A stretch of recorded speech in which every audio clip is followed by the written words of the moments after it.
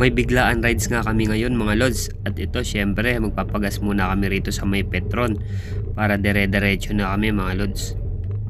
Sa Bacas River sa may Norsagaray, Bulacan nga pala ang biyahe namin ngayon mga lods. So andito na kami sa may Regalado. Siguro ang biyahe namin mga lods nasa less than 2 hours lang. So yun mga lods, ride safe! Malayo ang biyahe, ito ako handa ka lang samahan palagi. Andito na kami sa may parte ng Bulacan mga lods, nung biglang nagbabadyang lumakas ang ulan. Yan na mga lods, lalakas na ulan pero okay lang hanggat hindi nababasa. Let's go, dire-diretso lang. At papasok na nga kami rito sa may Bacas River mga lods. Kaya dumaan muna kami dito sa may tindahan. Laking tulong talaga ng Food Panda bag ni Jasper mga lods. Kasi dyan nakalagay lahat ng mga baon namin. Wala kasi kami mga box. So pati mga binili namin tubig, soft drinks, dyan rin nakalagay.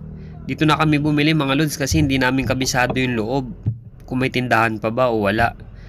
Siguro mga 30 minutes na lang andun na kami sa may Bacas River mga lods. Let's go! Andito na nga kami sa loob mga lods. At ito na nga, may entrance fee pala rito per head 20 pesos. So sila yung mga naniningil dito mga lods. Hindi na rin masama yung 20 pesos na entrance fee rito mga lods. Okay na rin yun, mura na yun. So yun. At biglang tinawag nga ako mga lods, hindi ko alam kung bakit. Yun pala, yung resibo binibigay nila. Kaya kayong mga lods, kuhain nyo yung resibo. Yan si ate at si kuya, iaabot nga sa akin yung resibo. Tapos pipicturean nila kayo. Ayan. Katunayan siguro talaga nila yan mga lods. So yun, papasok na nga kami mga lods. Let's go! At ayon sa Waze mga lods, mula rito hanggang dun sa may pupuntahan namin, mga 10 to 15 minutes pa nga mga lods. Kasi medyo rough road nga yung dadaanan.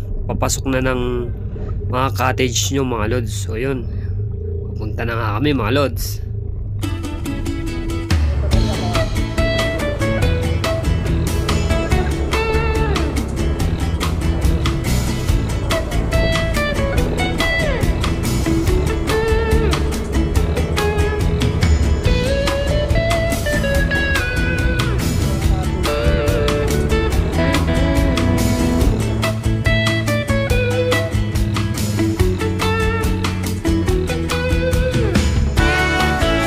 Akala ko nga dito na kami mga lods.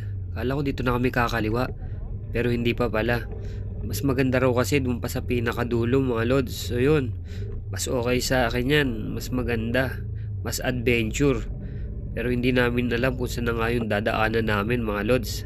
Tignan nyo mga sunod na mangyayari sa amin.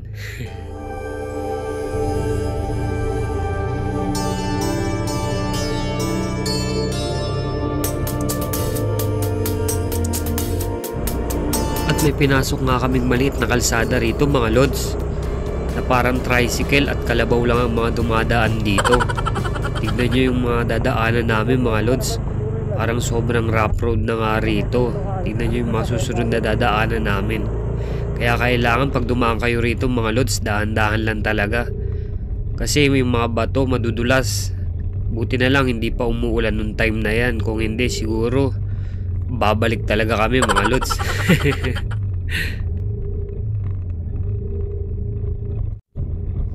Sobrang tagtag na nga ng dinadaanan namin mga lods. Grabe, parang yung mga bato sa ilog andito. Grabe, sobrang tagtag na. At hindi na namin alam kung ano yung tinatahak namin, kung may pupuntahan pa ba kami rito o wala na. So walang nakakaalam mga lods. Basta lakas lang ng loob at nagdire-diretso lang talaga kami. Kung saan yung pinakadulo nito, doon talaga kami pupunta mga lods. Bahala na.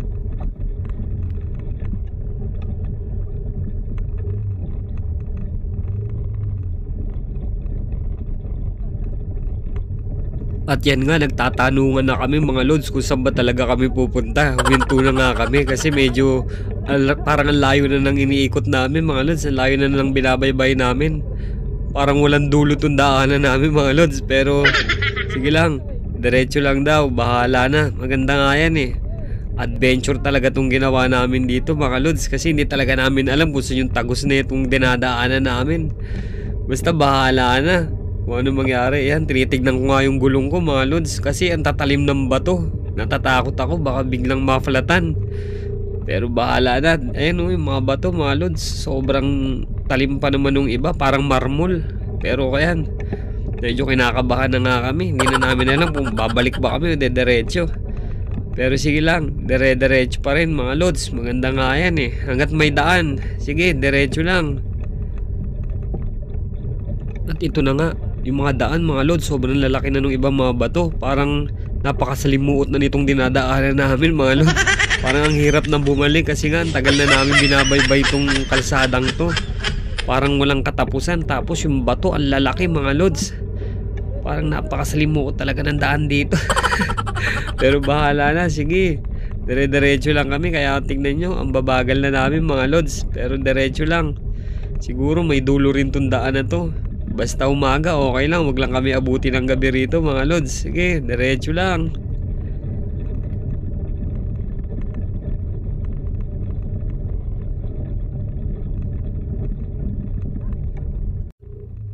At buti may nakita nga kami naglalakad na babae mga lods. Yun, nagtanong na nga yung mga kasama ko kung meron pa bandulo to. Ang sabi, meron naman daw. Kaya yun, nakahinga kaming lahat ng maluwag na may direksyon pala tong tinatahak namin mga lugar. Ay, salamat. Makakalabas na rin kami rito sa lubak-lubak na daan na to.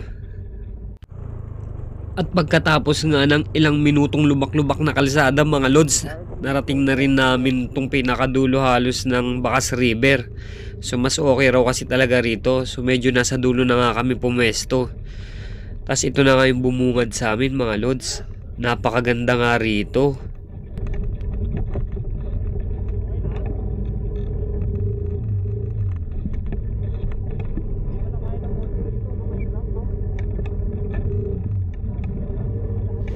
Oy, kain So yun mga lods, andito na nga kami.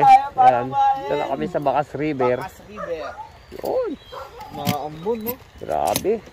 Ayan yung mga gulong namin. Kawawa. Tignan nyo yung daan. Pauwi. Yan. Sana hindi tayo dun dumaan ulit. Oo, baka may ibang daan. Oo.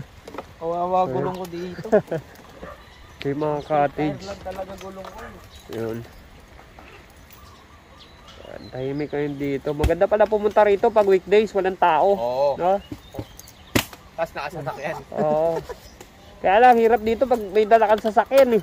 Lalo na pag bababa. Dapat yung medyo mataas. Oo, dapat mataas yung sasakyan mo rito.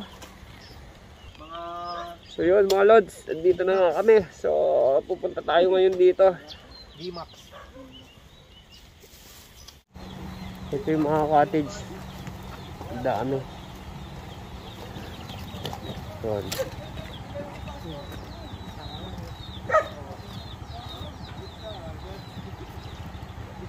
Dito tayo. So yun. Ito na siya. Yung mga baon namin. Backside naman ako eh. Running water kaya malinis, no? Oo, ayan. Ang linaw, kuya dyan. Water yan. Ito na nga mga lods. Parang ang sarap maligo. Ayan. Okay din. Ay, may nagpipictorial dun. Ganda rito ah. At nagsimula na nga silang maligo mga lods. At ako hindi ako maliligo kasi ang lamig talaga mga lods. Tamang pasyal-pasyal na lang ako rito, okay na yon. At ang bayad nga pala sa mga cottage dito is 300. So sisingilin naman nila kayo pag pauwi na kayo mga lods. So ang swerte lang namin kasi maaga pa, tsaka weekdays ngayon walang gaanong tao. Kaya hindi lang isang cottage yung nagamit namin mga lods.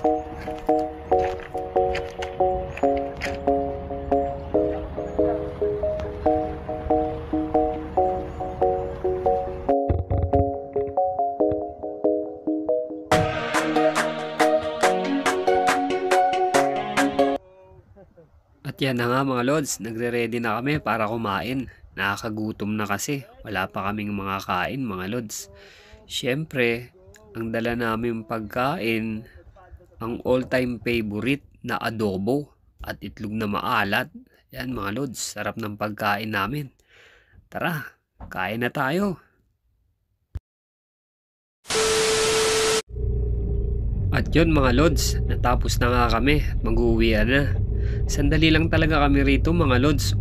Almost 2 hours lang ata kami rito. Sandali lang talaga kami. In-experience lang talaga namin tong lugar na to mga lods. So hanggang dito na lang mga lods. Thank you for watching. God bless.